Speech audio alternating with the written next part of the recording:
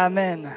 Bienvenue à l'église Bordeaux République. On est très content de pouvoir vous accueillir ce matin. Très content aussi de pouvoir accueillir ceux qui nous visitent pour les fêtes. Est-ce qu'on peut accueillir ceux qui nous visitent pour les fêtes ou ceux qui viennent pour là ou les premières fois?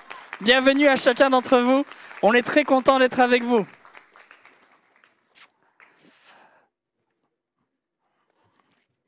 Alors sans plus tarder, vous pouvez donner un petit coup de coude à votre voisin et vous pouvez lui dire « Bonjour, je me présente créature merveilleuse. » Et vous?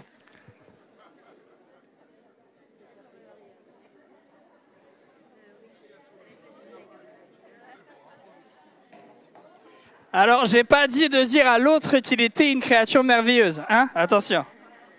Vous êtes une créature merveilleuse.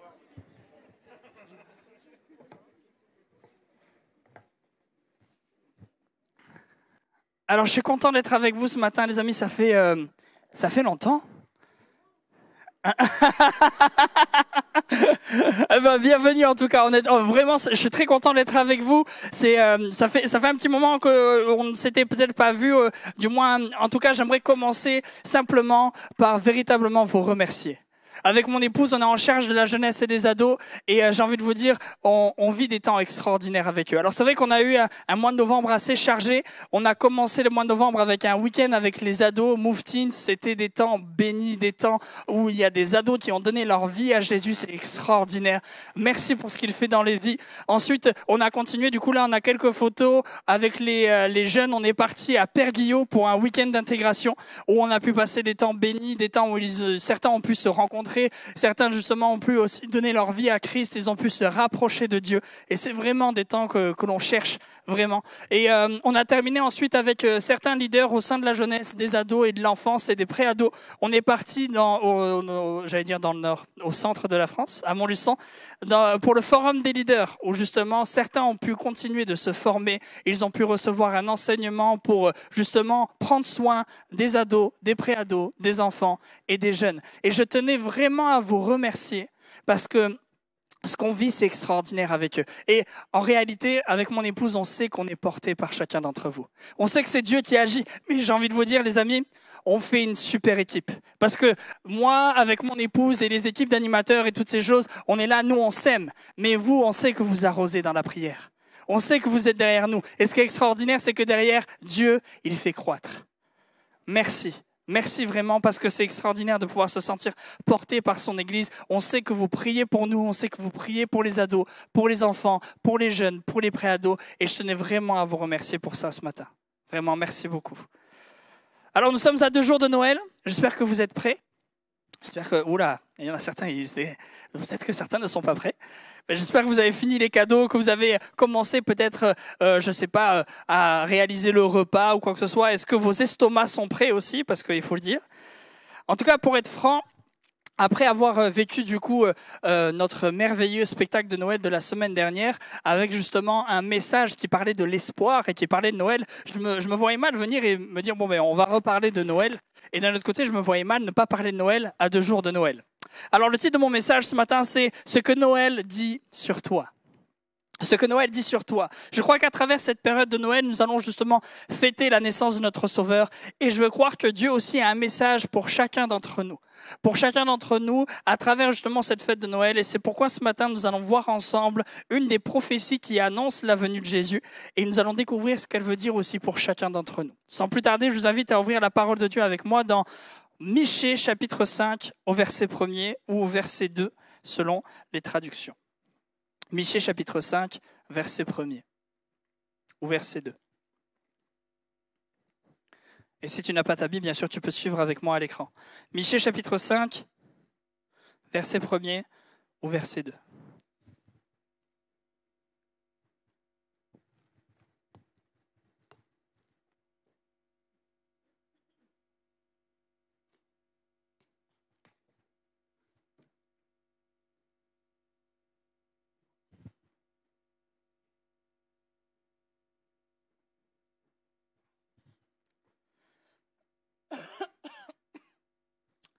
Michée chapitre 5, verset 1er au verset 2. « Et toi, Bethléem, Ephrata, petite entre les milliers de Juda, de toi sortira pour moi celui qui dominera sur Israël, et dont l'origine remonte au temps ancien, au jour de l'éternité. Amen. » Comme je vous le disais, ce passage est une prophétie de la venue de Jésus sur terre, une annonce de la naissance de Jésus des siècles avant que Marie enfanta justement le Sauveur et qu'il vienne justement parmi nous au sein de l'humanité, Jésus-Christ. Et j'ai envie de vous dire, même ce qui est intéressant, c'est que ce passage, on peut le retrouver dans le Nouveau Testament, dans Matthieu chapitre 2, verset 6. « Et toi, Bethléem, terre de Juda, tu n'es certes pas la moindre d'entre les principales villes de Juda, car de toi sortira un chef qui paîtra Israël, mon peuple. » Mais nous reviendrons sur Matthieu chapitre 2 un petit peu plus tard. Nous avons commencé notre lecture avec ceci. « Et toi, Bethléem, Ephrata. » C'est étonnant de commencer avec ce « et toi ». Et toi qui en réalité est là pour interpeller et pour personnifier aussi la ville de Bethléem. Et ce matin, j'aimerais vous demander de faire un exercice un petit peu particulier. J'aimerais que vous puissiez vous mettre un petit peu à la place de Bethléem. Et si ce « et toi » vous étiez dessiné? Et si en réalité, on parlait un petit peu à chacun d'entre vous ce matin? Alors j'aimerais que vous puissiez vraiment être attentif à ce qui va être dit. Et que vous puissiez simplement vous dire que Dieu commence en vous interpellant et en vous disant « Et toi ?» Moi? Oui, toi mon enfant que j'aime. Et quand le prophète parle justement de cette ville de Bethléem, il ne rajoute pas simplement Ephrata pour dire oui, je parle bien de Bethléem de Juda et non pas de Bethléem de Zabulon. Pas du tout. En fait, en réalité, Ephrata veut dire en hébreu la féconde. Quand le prophète en fait parle de Bethléem Ephrata, il annonce une naissance miraculeuse que nous connaissons. Et ce qui est extraordinaire, c'est que Ephrata était aussi l'ancien nom de la ville de Bethléem. On le voit notamment dans Ruth au chapitre 1, quand on apprend que Élimélec est le nom de sa femme Naomi et les noms de ses deux fils, Machlon et Kiljon, ils étaient Éphrasiens. Ensuite, dans 1 Samuel chapitre 17, verset 12, « Or David était fils de cet Éphrasien de Bethléem de Juda. » Donc, en réalité, Ephrata était le nom de Bethléem avant. Et j'aimerais maintenant récupérer votre attention et vous dire, c'est extraordinaire. On a Bethléem, la maison du pain, et Ephrata, la féconde. L'une et l'autre font allusion justement à cette grande terre fertile qui était justement où était Bethléem, où il y avait des vergers, il y avait des vignes, il y avait des champs de blé. En fait, c'était une terre féconde. Et j'aimerais en réalité ce matin vous demander quelque chose. Est-ce que peut-être là actuellement, on est en fin d'année, peut-être que vous êtes en train de réfléchir et de vous dire, est-ce que j'ai pu faire tout ce que je devais faire cette année? Est-ce que j'ai réussi tous mes objectifs? Est-ce que j'ai réussi à obtenir tout ce que je voulais? Est-ce que j'ai réussi réellement à faire tout ce que je devais faire? Ou plutôt, est-ce que je suis plutôt face à des échecs? Je n'ai pas réussi ceci. Je n'ai pas réussi cela. J'ai manqué ceci. Ou j'ai manqué cela. Eh bien, ce matin, j'aimerais que vous puissiez vous dire simplement, et si ce Noël te faisait réaliser que Dieu voudrait que toi, tu sois fécond? Que toi, tu puisses porter du fruit, que tu puisses être rempli de rêves pour lui et pour son royaume, qu'il puisse déposer des projets en toi, une vision, un but pour lui, que tu puisses porter un nouveau fruit, qu'il y ait une vie en abondance maintenant pour toi. Et je crois que c'est possible. Quelque chose qui sera comme fécondé par lui, quelque chose qui va que tu vas peut-être même devoir pétrir un petit peu comme du pain, quelque chose que tu vas préparer en réalité, quelque chose qui va déposer dans ton cœur. Peut-être un départ en mission, peut-être amener justement un collègue de travail à l'église, peut-être dire à un collègue de travail, eh bien, je suis chrétien et le dimanche, je vais à l'église. Peut-être simplement se dire, eh bien, moi, je suis chrétien et j'aimerais justement t'apporter l'évangile. D'ailleurs, ça me permet de vous faire un aparté. Je trouve triste parfois qu'il y ait des chrétiens qui se rendent compte que leurs collègues de travail sont chrétiens, mais des années plus tard. Parce qu'ils n'ont pas osé parler, ils n'ont pas osé dire « moi je suis chrétien ». Et des fois c'est ça, on a des gens, ils se disent « ah mais tiens, toi aussi tu vas à l'église ». « Ah mais moi aussi ». Ah ben c'est triste. Si en réalité ils en avaient parlé bien avant, ils auraient pu réaliser que, mince, en fait j'avais un frère et sœur en Christ déjà au sein de mon travail. Peut-être que justement tu peux participer à un service dans ton église. Peut-être que tu peux avoir une relation plus étroite avec ton Dieu. C'est ce que tu peux lui demander. Nous avons commencé notre année en septembre avec cette phrase, le connaître et le faire connaître. Et si en 2025 tu partais avec cet objectif de te dire, je veux connaître plus mon Dieu. Et je crois que là c'est chacun d'entre nous. Moi le premier, je veux connaître plus mon Dieu. Je veux savoir qui il est. Je veux savoir justement où il peut m'amener. J'aimerais savoir des choses nouvelles sur lui. Parce que c'est un Dieu extraordinaire. Ce matin, peut-être que tu es venu abattu. Eh bien, j'aimerais que tu puisses relever la tête. Car ton Dieu t'interpelle ce matin et il te dit, et toi, Ephrata, et toi, la féconde, commence à porter du fruit. Commence à avoir des projets pour moi. Commence à vivre des choses pour moi. Peu importe ce qui s'est passé cette année. On repart à zéro. Et tu verras, il y a des choses puissantes qui vont se passer dans ta vie. Nous avons lu encore ceci. Petite pour être entre les milliers de Judas. Il faut savoir que le prophète ne fait pas référence à la taille ou à la population de la ville. Ici, en fait, les milliers désignent les grandes divisions, du moins les branches de chaque tribu d'Israël. On appelait ça aussi les Mishpachot, qui comptaient chacune environ 1 millier de chefs de famille. Et on retrouve cela notamment dans Nombre chapitre 1, verset 16. Tels sont ceux qui furent convoqués à l'assemblée, princes des tribus de leur père, chefs des milliers d'Israël. Et donc, dans notre lecture, nous comprenons que pour Bethléem, il n'y a pas grand monde. Ils ne sont pas très nombreux. Et tellement peu que, j'ai envie de dire, ça amoindrit l'importance de Bethléem.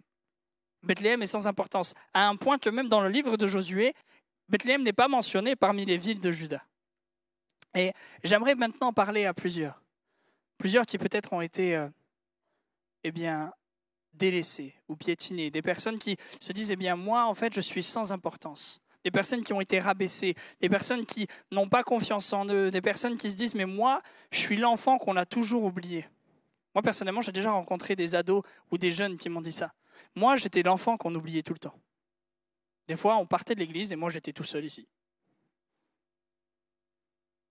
Et en réalité, on m'oubliait tout le temps. Ou alors, quand il fallait faire des cadeaux, quand il fallait faire à manger ou quand il fallait faire ceci, moi, j'étais toujours la personne qui a été oubliée. Celui ou celle qui, peut-être, toi, on t'a dit que tu n'étais pas désiré par tes parents. Celui ou celle qui n'a pas d'importance. Celui à qui on a répété toute sa vie, mais toi, de toute façon, tu n'es pas important et tu n'arriveras à rien. Peut-être que c'est ce qu'on t'a dit tout au long de ta vie. Et on t'a dit, en fait, que toi, de toute façon, tu n'es pas important. Eh bien, ce matin, j'aimerais te dire, et si tu voyais Noël différemment ? Et si tu voyais Noël en te disant, Dieu me dit que je suis important. Dieu me dit que je suis important à un point où il a envoyé Jésus son Fils pour me sauver.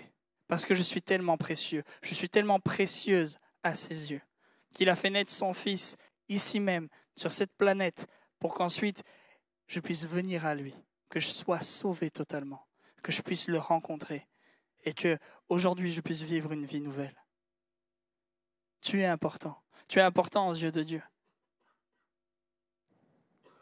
J'aimerais que tu puisses aussi réaliser ceci. Peut-être que c'est vrai, personne n'aurait misé sur Bethléem pour choisir justement la ville dans laquelle du moins le Messie allait venir. Mais j'aimerais te dire, Dieu l'a choisie même si elle était petite. Peut-être que toi, tu te dis, mais moi, je peux rien faire en réalité. Parce que tout à l'heure, je vous disais, sois rempli de choses pour Dieu, sois rempli en fait de nouveaux projets, sois rempli en fait de choses qui bouent à l'intérieur de toi pour Dieu. Mais peut-être que là, intérieurement, tu te dis, mais j'ai aucune capacité. Je peux rien donner en réalité à Dieu. Ok, c'est super, pasteur, tu m'encourages, tout ça, mais qu'est-ce qu'en réalité je peux donner à Dieu ? Mais j'ai envie de te dire, tout seul, pas grand-chose. Je vais inviter mon frère à venir, s'il te plaît, Juvel. Et peut-être que toi, tout seul, en fait, tu ne peux pas faire grand-chose. Et j'aime bien imager ça, en fait, en réalité. Peut-être que vous, en réalité, vous vous dites, moi, je vais essayer de faire des choses, mais je sais que ça ne va pas donner grand-chose. Eh bien, j'ai envie de te dire, c'est comme ça. Tu vas juste faire du bruit. Quand on est tout seul, en réalité. Peut-être du bruit, sans rythme, du bruit où finalement, ça ne va pas sonner très joli. Là, je vois que personne ne bouge la tête, personne n'est très content de ce que je fais, parce que ce n'est pas très joli, en réalité. En plus, je suis arythmique. Du coup, ils se disent, mais c'est moche. Mais en réalité, quand on est tout seul, quand on est sans Dieu, on n'arrive pas à faire grand-chose. Mais quand Dieu est avec nous, voilà ce que ça donne.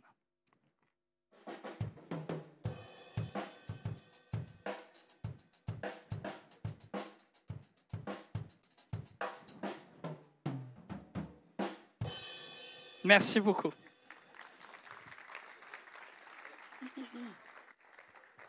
Merci beaucoup.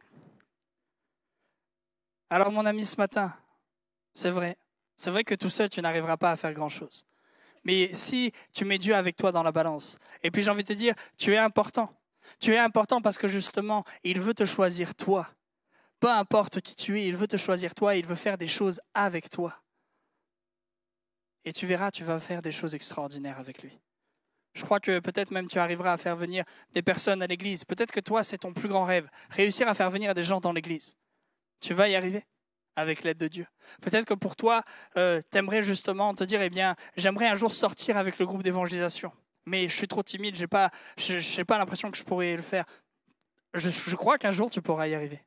Peut-être que toi, un jour, tu te dis, eh bien, j'aimerais simplement juste donner ma louange à Dieu dans l'église le dimanche matin. Eh bien, j'aimerais te dire, un jour, tu vas pouvoir y arriver. Peut-être qu'il y a plein de choses qui sont là et que tu as envie de dire, eh bien, je rêve à ceci, je rêve à cela, mais je me sens pas capable. C'est pas possible pour moi. J'ai envie de te dire, si, c'est possible. Dieu va t'aider parce que tu es important, parce que tu es importante à ses yeux. En plus, le texte nous dit de suite après, « Et toi sortira pour moi celui qui dominera sur Israël. » Alors oui, là, on nous parle clairement justement de l'annonce du Messie, mais pour toi, ça veut dire aussi quelque chose de bien plus important. Pour toi, cela veut dire que, justement, eh bien, j'ai envie de te dire, tu peux vivre justement ces choses-là. Peut-être que toi, actuellement, tu es entouré, comme j'ai envie de dire, d'un Nathanaël qui dit, « Peut-il sortir quelque chose de bon de Nazareth ?» Peut-être qu'autour de toi, il y a des gens qui te rabaissent et qui te disent, mais en réalité, est-ce que réellement tu peux faire des choses? Même si, ok, Dieu sera avec toi, mais tu vois un petit peu ta vie d'avant, tu vois un petit peu ce que tu as fait avant. Mais j'ai envie de te dire, oui. Personnellement, je crois que de grandes choses, par la grâce de Dieu, peuvent sortir de vous. Peut-être qu'un jour, eh bien, tu iras en mission et tu feras partie de personnes qui vont former un orphelinat. Peut-être que tu vas réussir à servir dans ton église là où tu voulais aller. Peut-être que tu vas simplement aller visiter des aînés. Peut-être qu'il y a des gens ici, ils disent, moi j'aimerais trop aller visiter les aînés. D'ailleurs, c'est trop bien, faites-le, c'est super. Eh bien, fais-le. Tu verras, tu vas passer tellement des bons moments. Peut-être que simplement tu as envie de dire, eh bien moi j'aimerais prendre du temps plus avec ma famille. Parce que je sais que mon travail et tout ce que j'ai à faire me prend énormément de temps. J'ai l'impression que je ne peux plus voir mes enfants, je ne peux plus voir ma femme, je ne peux plus voir ma famille. Peut-être que toi, aujourd'hui, c'est juste ça que tu aimerais. Eh bien, j'ai envie de te dire, avec l'aide de Dieu, tu vas réussir à le faire. Avec l'aide de Dieu, tu vas réussir à pouvoir vivre toutes ces choses. À travers cette naissance dans la ville de Bethléem, Jésus, en fait, l'a relevé. Il l'a rétabli. Il a rétabli en fait une bonne réputation pour cette ville. À un point où justement, comme je vous le disais tout à l'heure, dans Matthieu chapitre 2, verset 6, on ne dit plus que justement, elle est simplement petite. Et toi, Bethléem, terre de Juda, tu n'es certes pas la moindre entre les principales villes de Juda, car de toi sortira un chef qui paîtra Israël, mon peuple. En réalité, à travers la naissance de Jésus, Dieu a rétabli et il a relevé celle que l'on rabaissait autrefois, avant même la naissance miraculeuse de Jésus.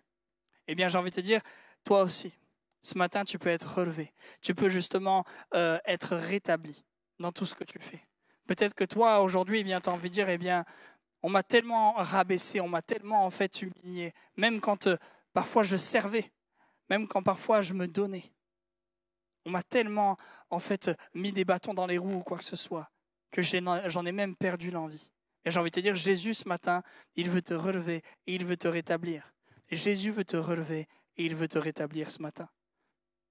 Et je crois que justement ce matin, peu importe ce qu'il y a au fond de toi, peu importe ce que tu ressens, peu importe peut-être même la culpabilité ou peu importe les paroles qui ont été prononcées, j'ai envie de te dire, ce matin, tu as la possibilité d'être relevé par Dieu. Tu as la possibilité d'être rétabli par lui. Et ça, c'est extraordinaire. Tu vas pouvoir vivre Noël peut-être différemment. Noël est aussi le témoignage de deux origines. Les deux origines de Jésus. Où justement on a terminé avec « et dont l'origine remonte aux temps anciens et aux jours de l'éternité ». Jésus est cet enfant qui nous est né.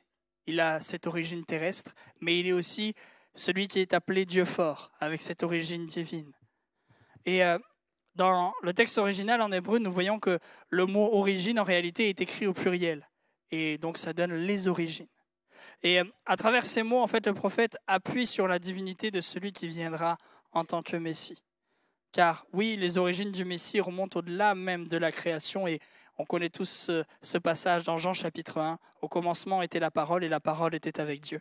Et la parole était Dieu, elle était au commencement avec Dieu. Toutes choses ont été faites par elle et rien de ce qui a été fait n'a été fait sans elle. Ce matin, à travers Noël, j'aimerais te rappeler ta véritable identité. Ce matin, à travers Noël, j'aimerais te rappeler que oui, c'est vrai, nous aussi, on a une origine terrestre, eh bien on est tous nés ici, quoi. Peut-être que certains diraient, ben moi je suis né à côté, à Pellegrin.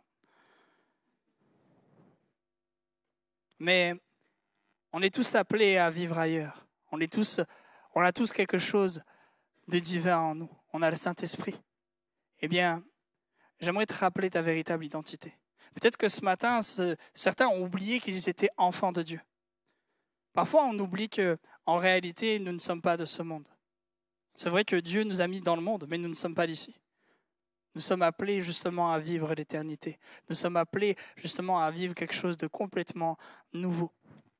Dans Colossiens chapitre 3, verset 3, « Ayant dépouillé le vieil homme avec ses actions, ayant revêtu l'homme nouveau qui se renouvelle en vue d'une exacte connaissance selon l'image de celui qui a été créé. » Peut-être qu'actuellement, tu as besoin de retirer encore le vieil homme. Peut-être que tu fais ce constat sur toute cette année et tu te dis, mais en réalité, eh bien, le vieil homme a gagné du terrain. Je pensais en avoir fini avec lui. Je pensais en avoir terminé.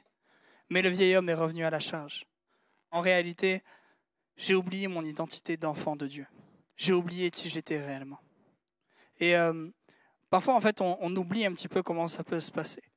Et je me souviens, un jour, je vous avais parlé de ça, de ce pasteur qui avait réalisé quelque chose. Il était au restaurant et il avait bien mangé. Mais il avait vraiment bien mangé. Genre, il s'est dit, là, il ne faut pas manger parce que sinon, je sais que je vais peut-être faire un excès de table ou quoi que ce soit.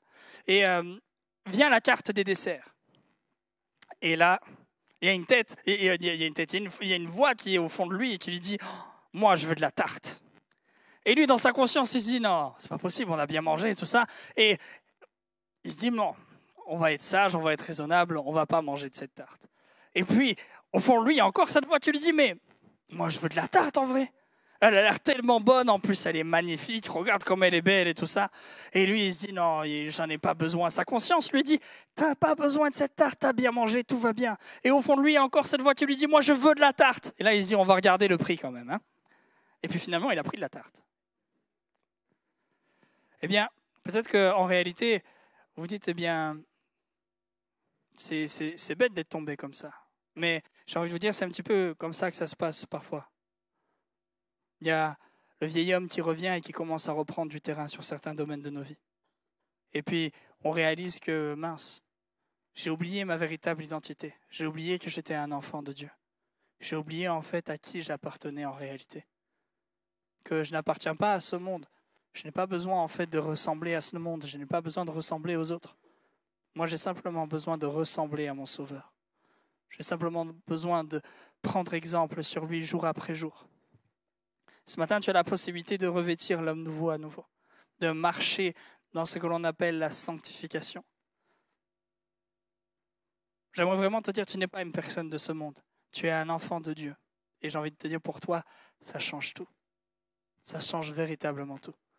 Parce qu'aujourd'hui, tu peux vivre en fait une vie nouvelle. Tu peux vivre une vie complètement changée par Dieu. J'ai invité les musiciens à revenir.